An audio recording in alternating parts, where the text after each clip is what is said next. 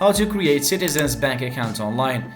In this quick tutorial I'll show you how to create a Citizens Bank account online, so let's get started. Open your browser and go to citizensbank.com. On the homepage, find the Open an Account button and click on it to begin the process.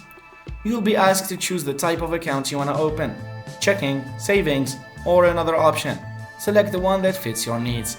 Enter your personal details, including your name, address, phone number, and social security number. This information is needed to verify your identity. Set up a username and password to access your account online, and make sure to choose a secure password.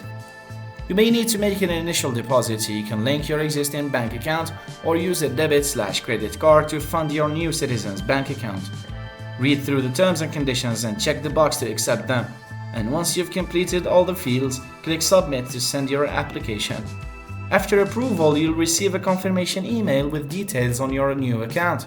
And that's it, you've successfully created a Citizens Bank account online. So if you found this video helpful, don't forget to like, share and subscribe for more tutorials.